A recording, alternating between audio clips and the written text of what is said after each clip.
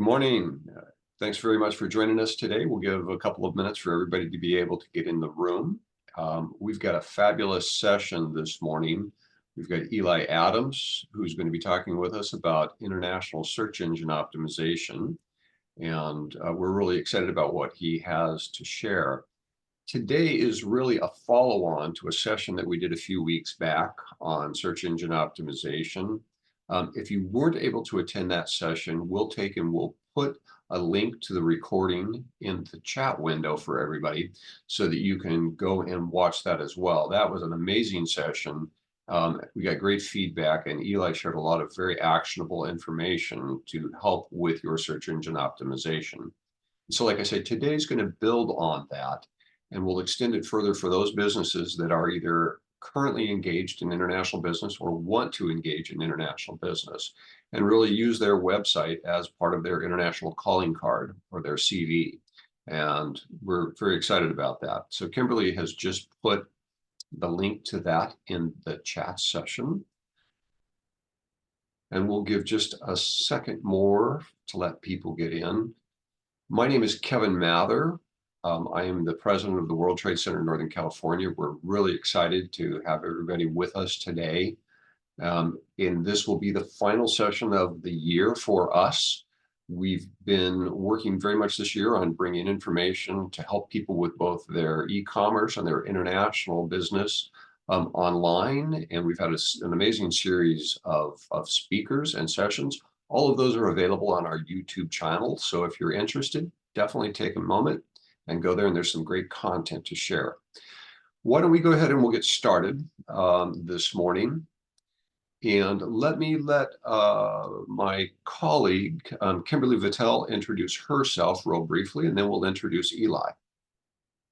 Hi, thanks, Kevin. My name is Kimberly Vittel. I am the Trade Services Manager at the World Trade Center, Northern California. I come from an international business background, so I am really excited about this. I worked for Victorinox, which is the Swiss Army knife company, for 17 years, and I was entirely focused on global trade and international business. So this should be really fun.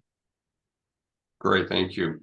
Today, our guest speaker is Eli Adams. Eli has an extensive background in e-commerce and in digital marketing, and has had experience with both local smaller businesses as well as global multi-billion-dollar businesses. He brings a depth of understanding and experience to the table that we think you'll find to be really worthwhile. A little bit about the World Trade Center in Northern California. If you'd go ahead and we'll go forward, Eli. We are based in Sacramento, California, and we are really a technical service provider that focuses on helping businesses improve and grow through international trade and through e-commerce. We are an affiliate of the Northern California SBDC, and we work in the northern 36 California counties, and we can serve businesses in that region. We are a member of the World Trade Center Association, and there are 330 World Trade Centers in 90 countries around the planet. What that means is that we have access to a very extensive network of international partners to help businesses grow through international trade. And what we do is we're a technical assistance provider. We specialize in helping businesses, as I say, grow through either e-commerce or international trade. And we do that through importing, exporting, what we're going to call cross-border e-commerce, where you buy something online and it turns out it's shipped to you from Canada or Mexico or the UK or India or China, and then also domestic e-commerce. And what we really do is we provide people access to education, like today, resources, and connections. We can connect you into the international trade or the business network to help you and your business grow. Next slide, please. And with that, I'm going to turn it over to Eli. Eli, take it away. Awesome. Thanks, Kevin and Kimberly. So I'm grateful for the opportunity to be back and do this training. Like Kevin said, we had one a couple of weeks ago with basic SEO. It was basic, but it was pretty in depth.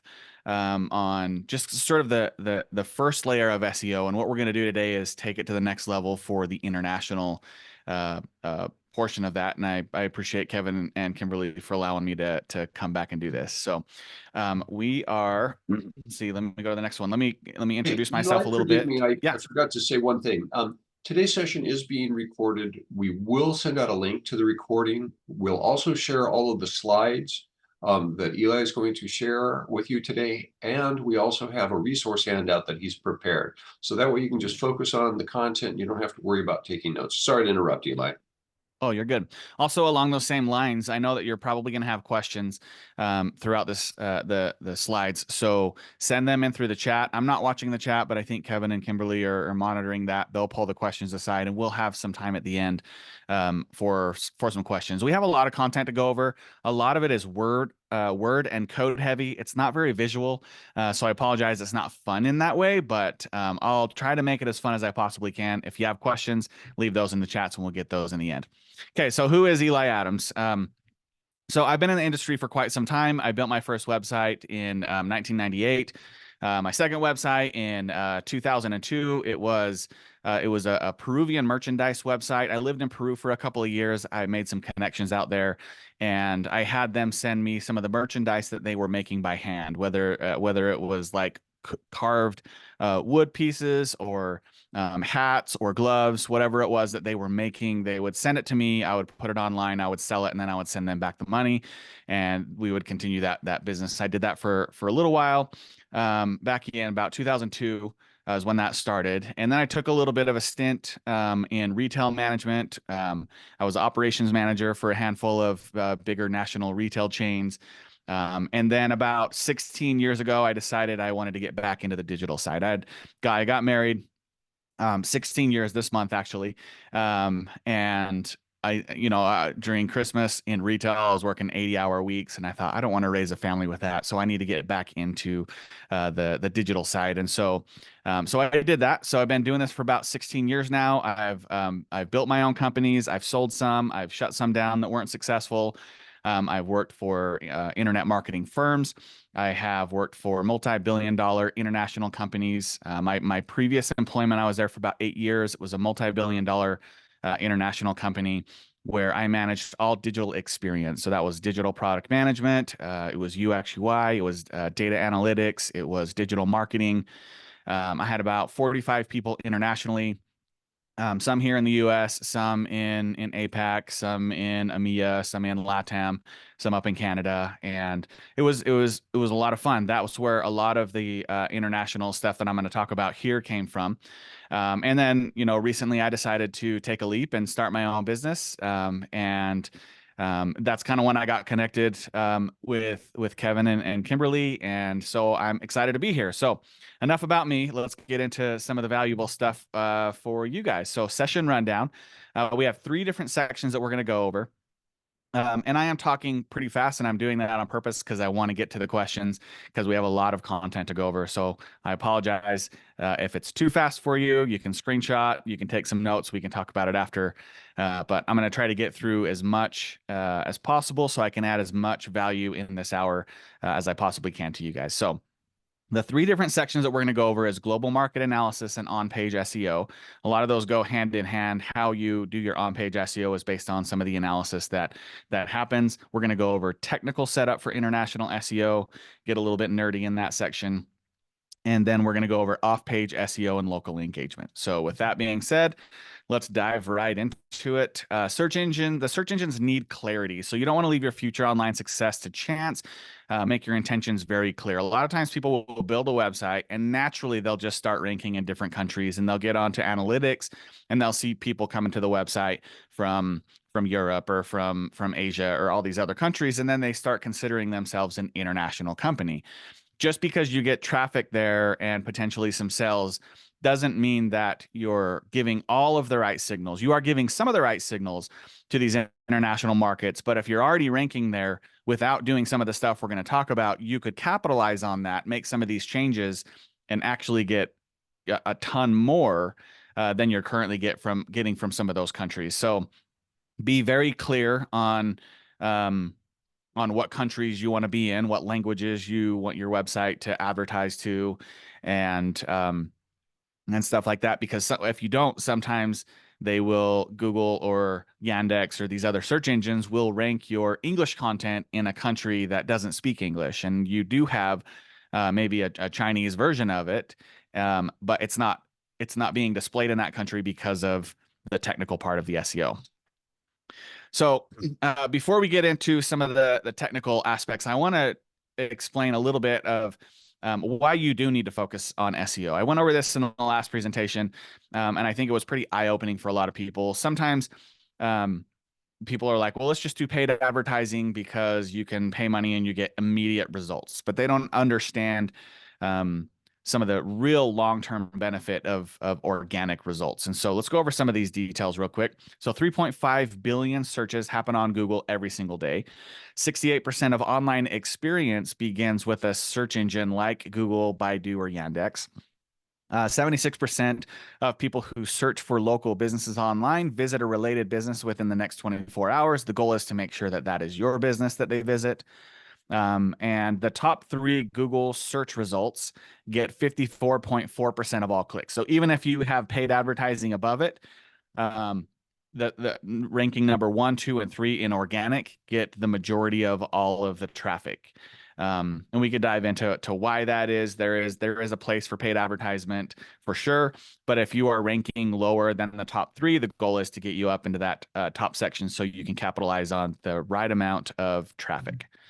The future of SEO. In 2021, companies spent over $52 billion on their SEO efforts. So what that means is somebody like you has a company, you don't know how to do SEO, so you pay somebody like me or an agency to come and do the SEO.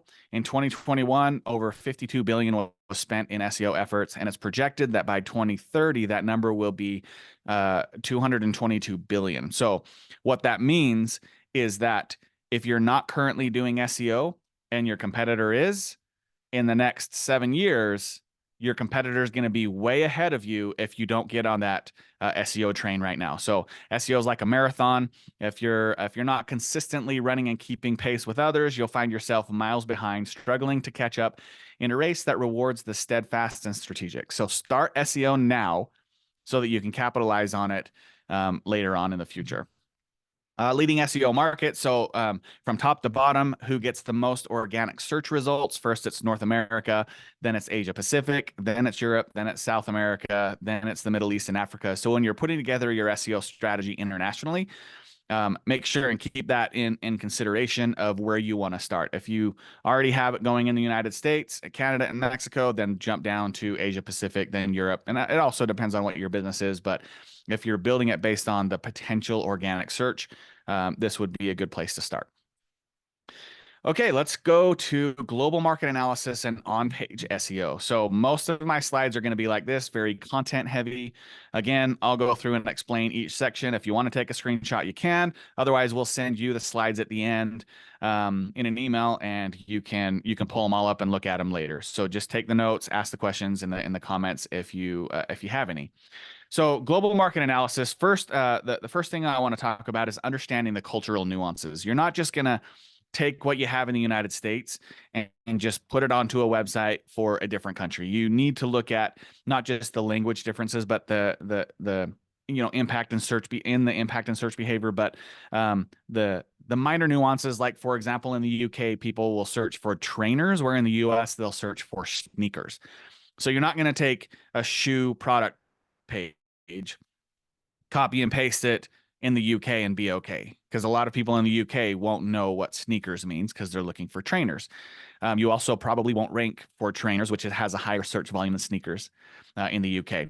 And then also in some Asian countries, search queries are often more detailed and long-tailed compared to the United States. So in the United States, you might just say blue sneakers, where in an Asian country like Japan, you would type in blue sneakers for 9-year-old boy with plantar fasciitis or whatever. It's quite a bit longer in that search as opposed to just blue sneakers. And then we go to the website in the United States, our culture is we want it very clean. We want it very direct, which is the next piece.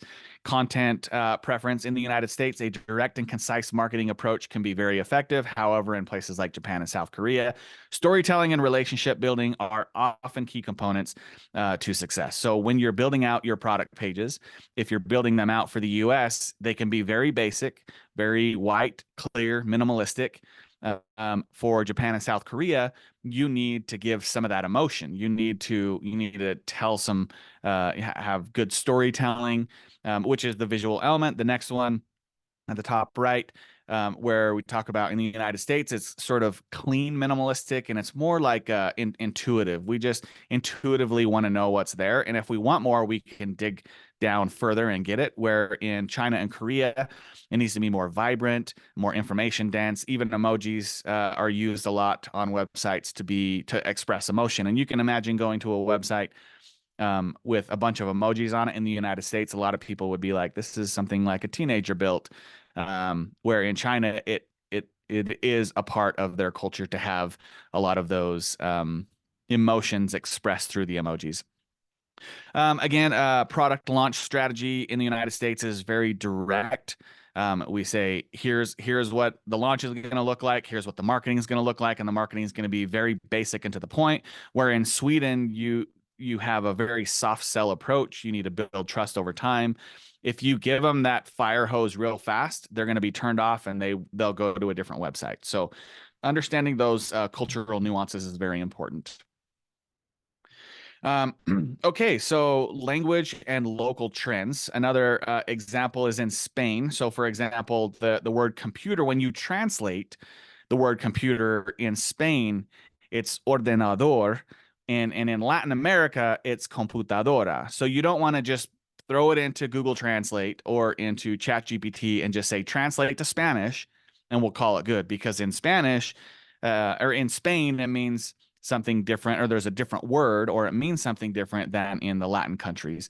Also in Spain, they speak in what's called vosotros, and in other countries, they speak usted, which is kind of the difference between how we speak to respectfully to an elder is the ustedes, and vosotros is like how the Bible reads, like thy and thou, right? So it's a very different way of speaking in Spain versus some of the other Latin American countries.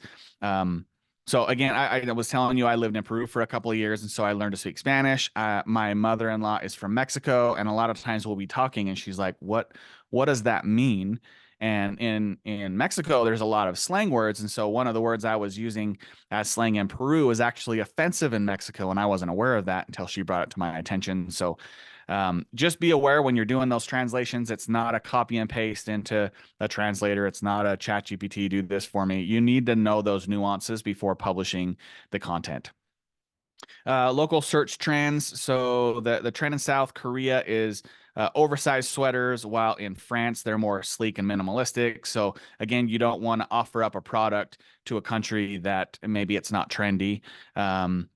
In another like slang we were just talking about in Australia, Barbie, put another shrimp on the barbie is what I hear a lot, which I guess they don't say, says Chris Hemsworth, but it means barbecue.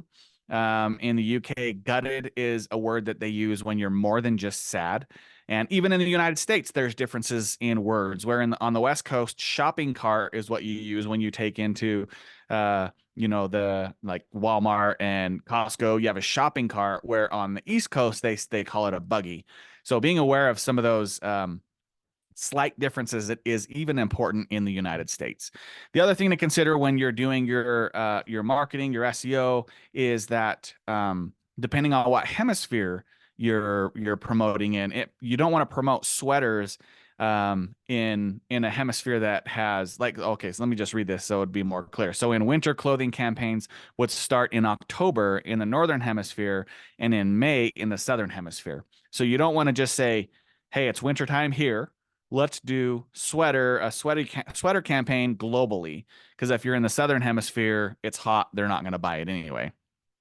Also consider country-specific holidays, like Thanksgiving is only a U.S. holiday. Chinese New Year, I know, is celebrated a lot in the United States, but it's not in every single country.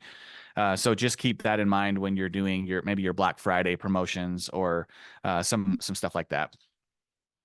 Here's an example of that sort of the nuance in the UK of the words. So men's football boots is the UK version, and men's soccer cleats is the United States version. So they call them boots and they call it football, where here in the United States we call it soccer and cleats or shoes. And I know a lot of times we like soccer's becoming more and more prevalent here in the United States, so people are trying to say football more often, but because of the NFL, it just doesn't translate as well. So either way, so keep that in mind. Okay, the last one on the global market analysis is market-specific search engines. So a lot of times people will just go after Google and look at their algorithm and say, if I optimize for this, that's good enough. And in most cases, it is. In most countries, it is. In some countries, they have different search engines that actually have a different algorithm where you need to do a little bit different SEO. For the most part, though, if you look at like, let's say that here's a box or a circle of all of the algorithm components to Google, and then there's a another circle of Baidu, which is in China. There is some overlap. There is a lot of overlap where if you do it for Google, a lot of times it will work with Baidu, but Baidu has some additional pieces that you need to look at. So China has Baidu, Russia has Yandex, South Korea has Naver, I think is how they pronounce it. And that's also becoming more popular in Malaysia and some of the other Asian countries. And there's actually a whole list. If you Google different search engines for different countries, there's a whole list. But these are sort of the top three kings that are for those specific countries. Otherwise, you can just optimize for Google, and it should cover the majority. Optimization for each different search engine is different. All three search engines value high quality content that's relevant to their country's users. Understanding local regulations and censorship is also important. Baidu adheres to China's strict internet regulations, which includes censorship of certain topics. You can't talk about guns. You can't talk about. I probably shouldn't have said that because this is going to go on YouTube, and you can't say that on YouTube sometimes too. So sorry, Kevin. Either way, so you get censored for certain things, whether it's I won't go into more because then we might get censored here, but because Google also does censor certain topics. While not as strict as China, Russia also has certain internet regulations that affect online content in Yandex. Either way, so I don't know if you guys have watched YouTube channels where they sort of bleep out certain topics, but you know what they're talking about. I just want to make sure that we're not, when we put this on YouTube, we're not getting de-indexed because we're saying some of those things. Okay, so local search engine features. Yandex offers advanced geo-targeting, allowing businesses to target their content to specific regions within Russia. And then leveraging Naver, they have a blog, they have news, they have a cafe, which is sort of their social media. And if you go and use all of those, they also have, Google has Google My Business and Google Search Console. A lot of these other countries have their version of Google Search Console and their version of Google My Business and their version of Google Analytics. And so if you're in China or if you're in Russia or if you're in South Korea, I'd recommend going and downloading some of these search engines and implementing that data onto that portion of your website. So you can actually gather data from Baidu's or Yandex's Google My Business or Analytics. You're probably going to be more accurate getting it from them than you will from Google Analytics, especially because some countries like China don't allow Google in their country. So if you have Google Analytics and a China website, it's going to be very limited the amount of stuff that they allow out of China to Google. So just keep that in mind as well. Let's dive into some of the more nerdy stuff, the technical SEO. If you're not really into SEO or the technical side, you'll probably want to hire somebody, whether that's a developer or somebody with very technical skills on the SEO side to help you implement some of these. Before I go into that, let's also talk about, I should have talked about this in the beginning, but you have to consider if you're already a business that is international, some of these changes I wouldn't recommend right off the bat, especially the technical ones. Like you probably want somebody with SEO skills to go in and look at it and say, you're already ranking well, let's keep it how it is. or yes, if we did X, Y, and Z, it could be better. But the last thing you want to do is disrupt something that's already working for you. So just because I'm telling you to do it right here in this next section doesn't mean that you should do it blindly. You need to be aware of your current status. And there are multiple options that will work and that can work, and some work better than others. But if you have a website that's been around for 15 or 20 years and it's working well, it's probably better for you to keep it how it is from a technical side. You can still adjust the words and some of the other stuff we're going to talk about, but I wouldn't just jump in and change all of the code just because Eli says so. So just sort of put that disclaimer out there. You need somebody to analyze it before making all of these changes if you've been around for a while. If you haven't been around for a while and you're just building your website, or you haven't gone international, maybe you have an established website in the United States, but you haven't built anything for international, then we can do it the right way the first time, which is with the knowledge that we know now versus what we knew 10 years ago or 15 years ago when the other website was built. So again, not saying that the other website is in bad shape for doing it that way 15 years ago, because it probably was best practice 15 years ago, and you just need somebody to analyze it before moving forward. Okay, so domain strategy. So when you're buying a domain or trying to figure out how do I go international, there's a handful of different ways you can set up your domain. So the first one, you have your ccTLD. So that's like mywebsite.com, or not instead of .com, it's FR for France. So example.fr is the same as example.com for the US. So that's for France. Japan is example.jp, and that's considered a TLD. So you can do that. There are some pros and cons to that. We'll talk about that in a minute. You can also do a subdomain, which is before your current website. So fr.example.com.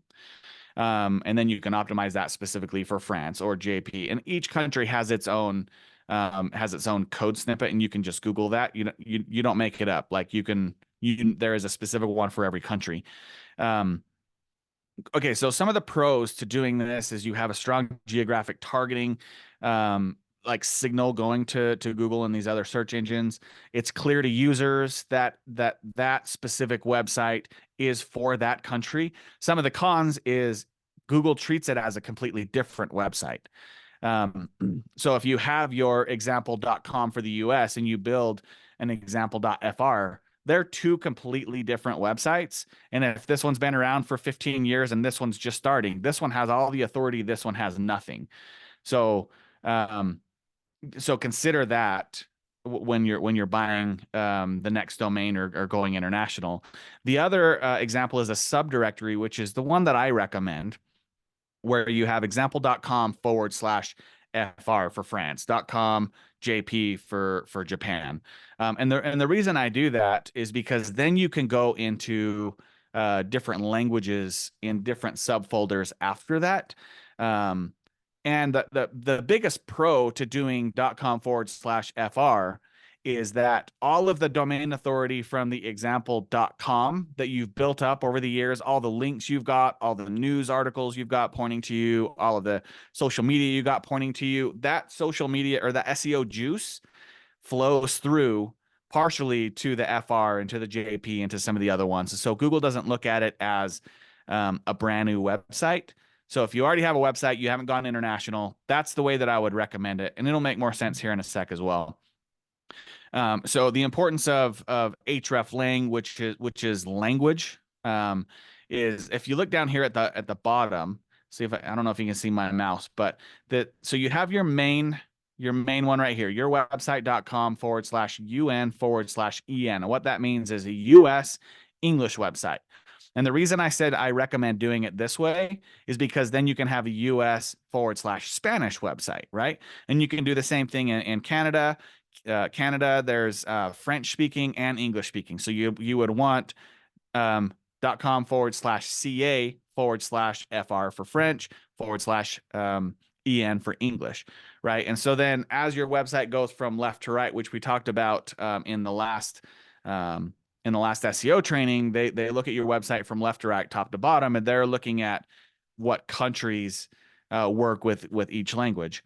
And then there's putting code in it on each of those page that's called hreflang. It says here, basically what it's saying is, here's my main website. Here's my main page. I'm gonna keep covering my face. Don't want to do that. Here's my main page. What I'm going to do is I'm going to translate a page for this country. I'm going to translate a page for this country. I'm going to translate a page for this country. But search engines, just so you know, they're all the same page. Because as you know, in SEO, if you have duplicate content, you can be penalized for that. And this shows those search engines. This is what I was talking about in the beginning, where you don't want them to have to guess. You don't want the search engines to guess and say, well, it appears to be the same page, but it's a different language. You're telling them straight up, it's the exact same page that's a different country. And with having the FR and the JP and all of these, they know which country to display it in as well. So like I said, these aren't just like something I made up. There are codes for each country. You can go and Google that, or you can ask ChatGPT for it. They'll give you all the list of them. So when Google is crawling your website, they see those specific code snippets. They know which country and language to deliver that piece of content to. So if I'm on Chrome in the United States and I type in, a search for tennis shoes or sneakers or whatever, it's going to give me a US English, because my last million searches have been in the United States and have been English. Whereas, my mother-in-law, if she searches in Spanish, a lot of times her Chrome or Firefox or whatever browser she uses is constantly using Spanish. So if she searches for the same thing, but in Spanish language, it's going to give her the Spanish version of it. And that way Google doesn't have to guess. So web performance and optimization, there's global load times. So ensure your website loads quickly in all targeted regions is critical for user experience and SEO.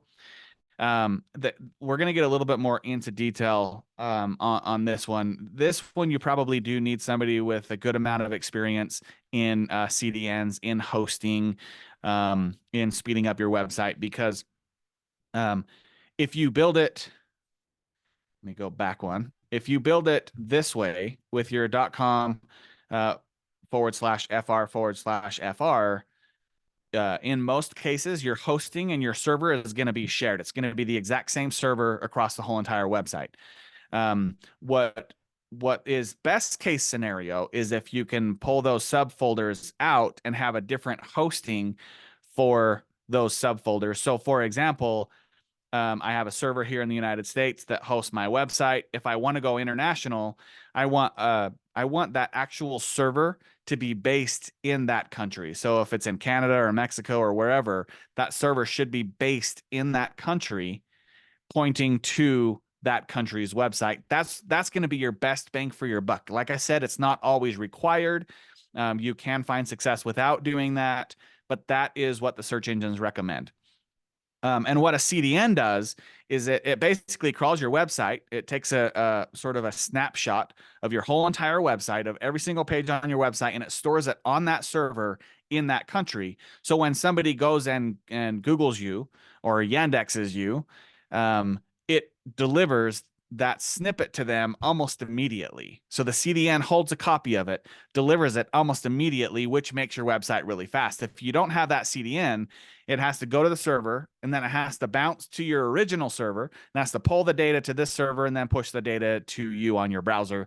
And even though it is sometimes seconds or milliseconds to do that, it's a lot faster if it's cached inside of that CDN.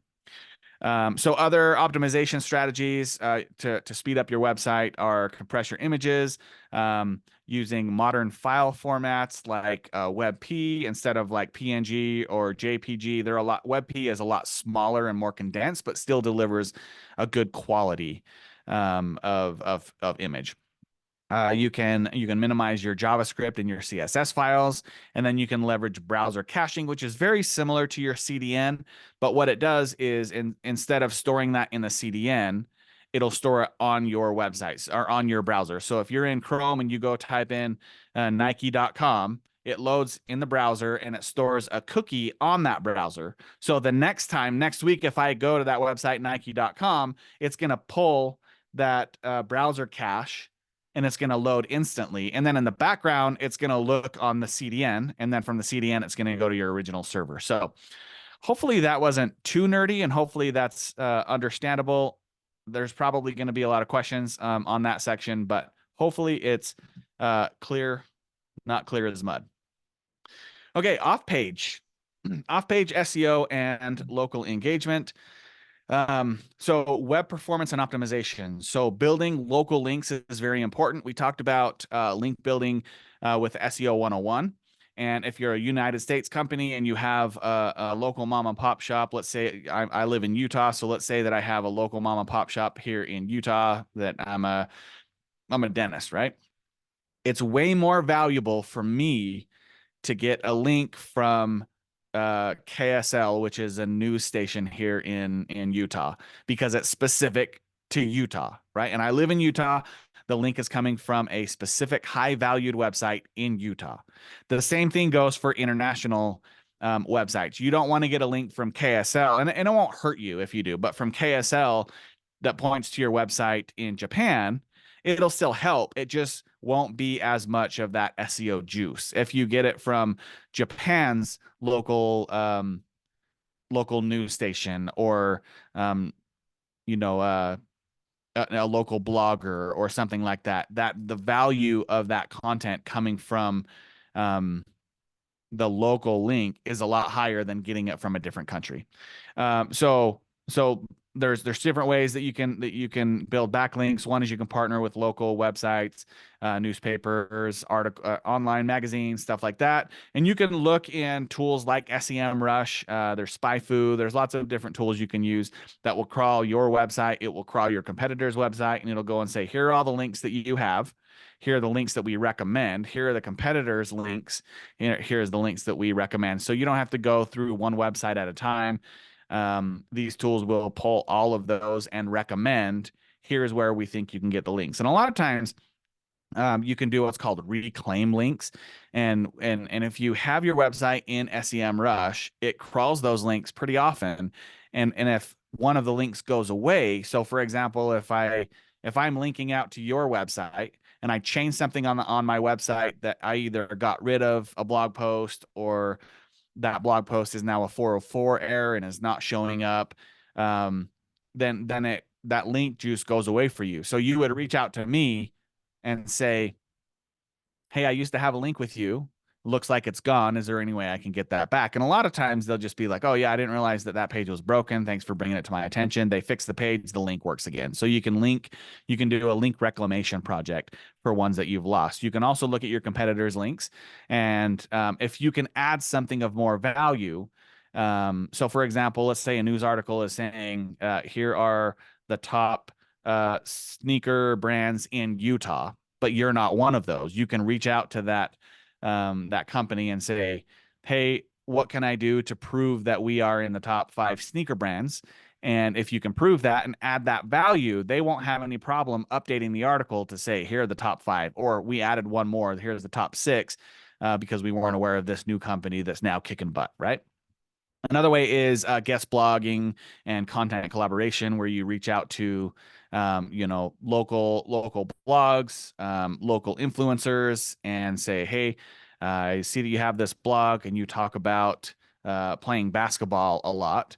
I sell these amazing basketball shoes that I'll give you a free pair if you write a blog post about me, or if I can write it and give it to you, and then you can evaluate it, update it the way you want, and then post it and link to my website, right? And so you can get a link in that way as well.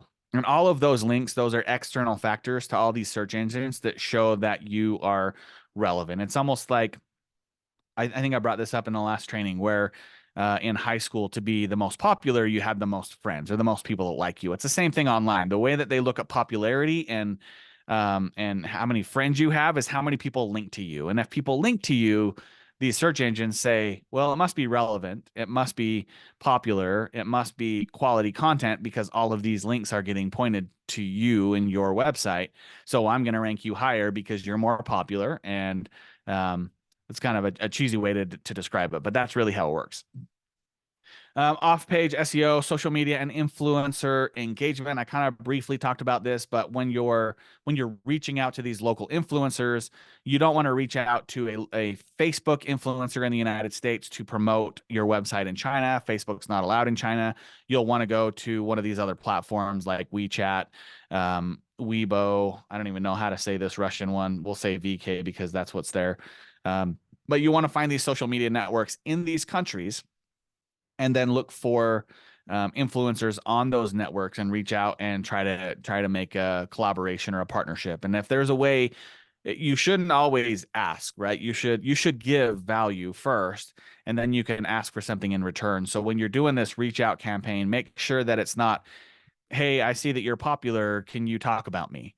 Make sure that it's like, hey, I'm willing to talk about you if you talk about me, or I'm willing to help you in this way. I'll give you a pair of sneakers if you talk about me. Or, I see your kid plays basketball. I'm willing to give him some sneakers if you talk about me in your business website. So whatever it is, make sure that you're adding value to these influencers, so it gives them a reason to want to promote you authentically. It shouldn't be like a paid mention where it seems very unauthentic. They just say your name and they keep going about their video. You want it to be very authentic so that people believe it, right?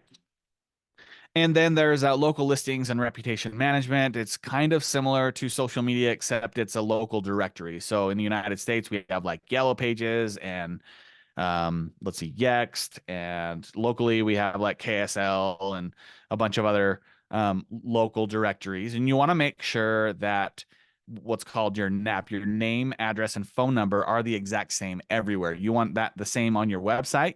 You want that the same in your on all these directories. And when I say the same, I mean the exact same. So if you say 50N for North on one and you say 50 North on the other, that's not the exact same. If you say N on one, use N on all of them. If you spell out sweet instead of ST, or court instead of CT, or circle instead of CR, make sure they're the exact same everywhere. And on your website, make sure that you mark it up with the schema.org like we talked about on the last training. If you're not familiar with that, you can watch the last training and go into ChatGPT and say, here's the schema that I need marked up, and it will spit out the code for you.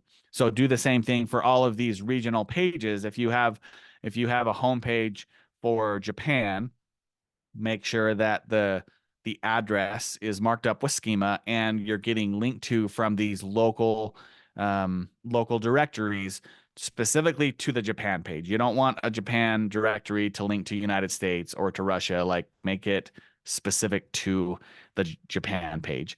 And then regularly monitor your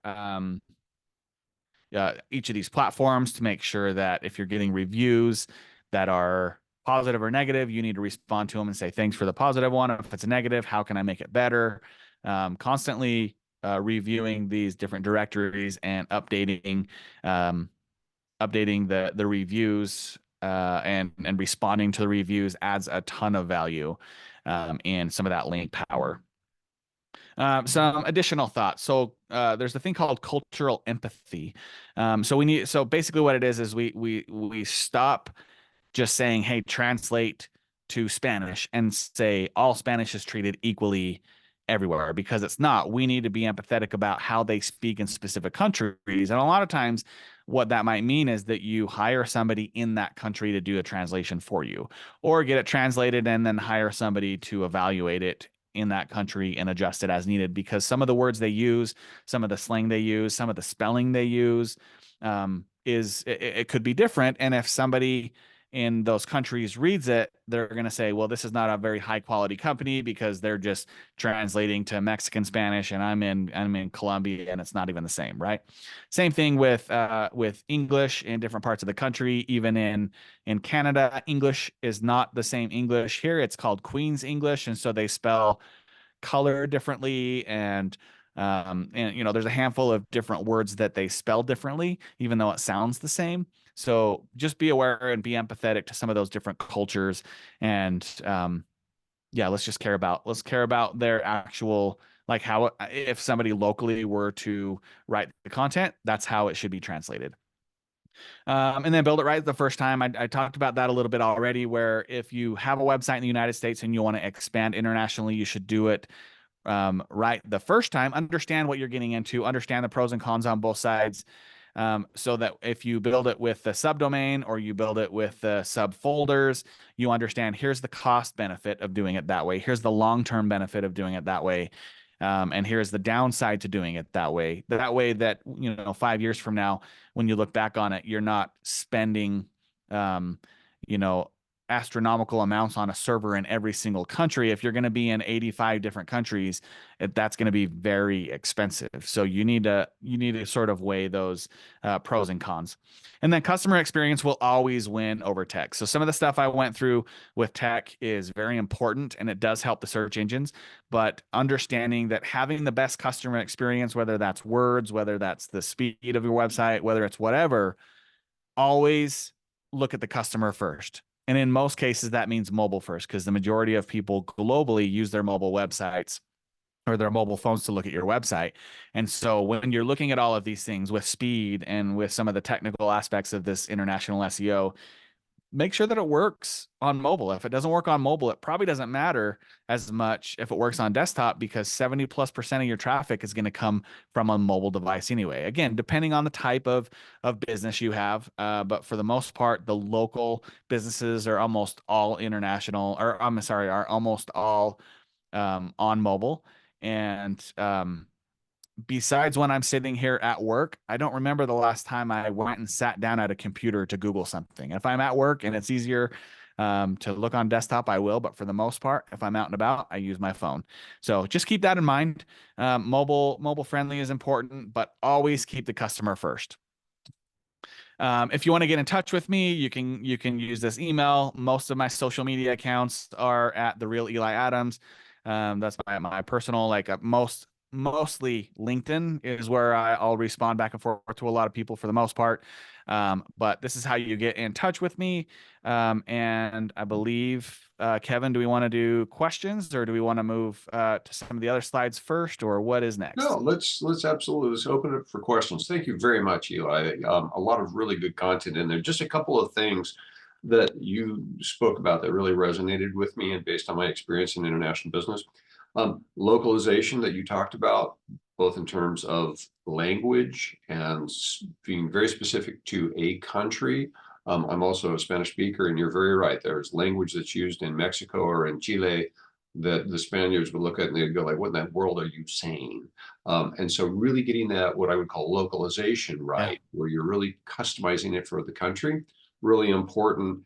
And then also, thinking that through with blogs, with social media, with influencer, with your links, that you really have to be thinking about that, not just from a US perspective, but about that target country that you really want to be building a business in. And then the other thing is, mobile first. There's absolutely all the statistics worldwide show that much of the world is going to a mobile first approach to being online. And there's many parts of the world, especially developing nations, where that is their only access to being online. So I think those are all really good, good points. And then the other thing is customer first. You're right. Think about the customer, their experience. You'll never go wrong. Are there any questions for Eli? And well, then what we'll do is if you have any questions, go ahead and we'll put them in the chat. Eli, could you go on to the next slide? And I'm going to talk a little bit more about what we're doing. So today, it'll actually probably be tomorrow, I'll be sending out a link to today's video. It'll be posted on our YouTube channel. We'll also be sending out a resource document that Eli prepared for everyone. I should have taken out that next line. We will be doing a lot more content after the first of the new year.